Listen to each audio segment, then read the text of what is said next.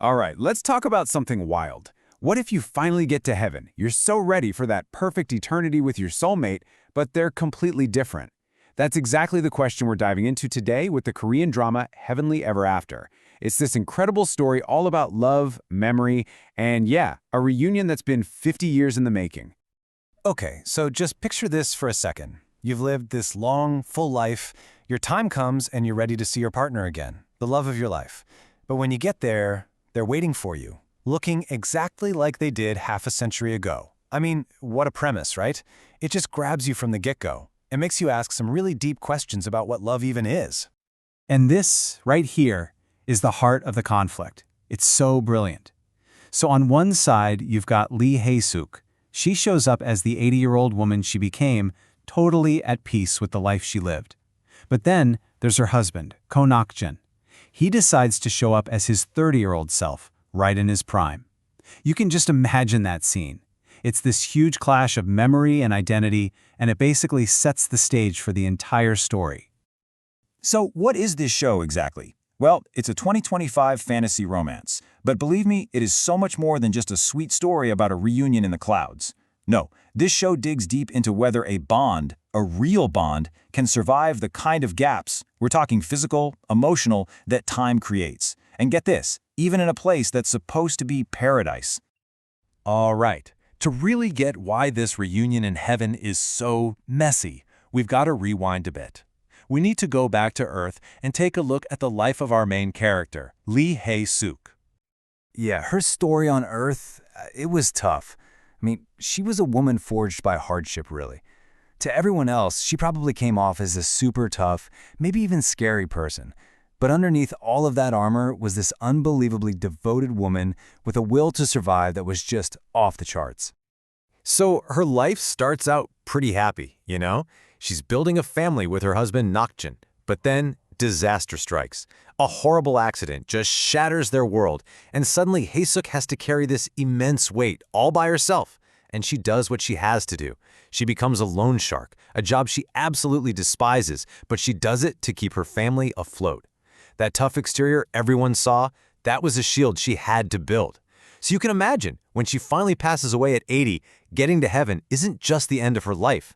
For her, it's supposed to be this long awaited homecoming. But, as you might have guessed, the challenges are nowhere near over. It turns out, heaven isn't quite the simple, peaceful paradise she, or any of us probably, would have imagined. And honestly, the way this show portrays the afterlife is just fascinating. It's not some escape from all your problems. Nope. It's more like a new stage where all your baggage from Earth, all those unresolved issues, the memories, the regrets, they're all right there waiting for you. You have to deal with them. And the stuff they have to go through, it's intense. I mean, first, there's the massive age gap, right?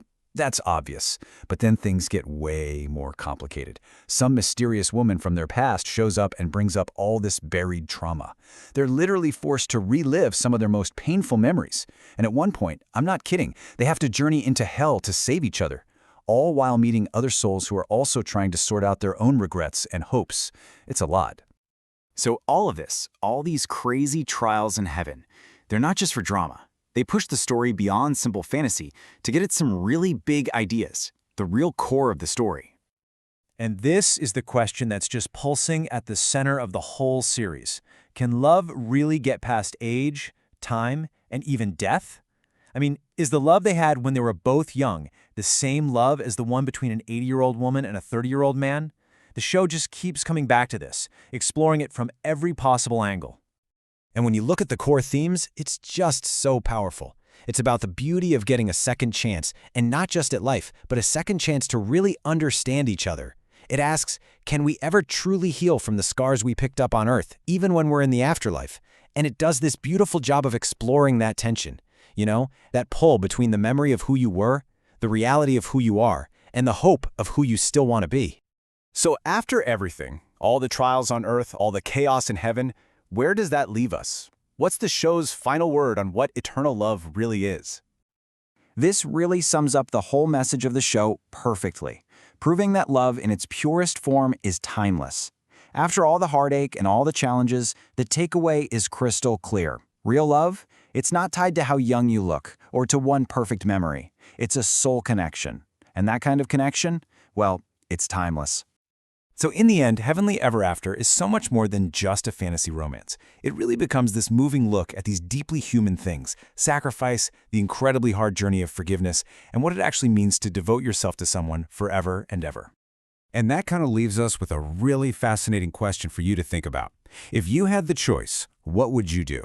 Would you be like Nakjung and choose to be your younger self, full of all that energy and possibility? Or would you be like Hae-sook, choosing to be the person you were at the very end of your life, carrying all the wisdom and experience you earned along the way? It's a tough one, right? Who would you choose to be?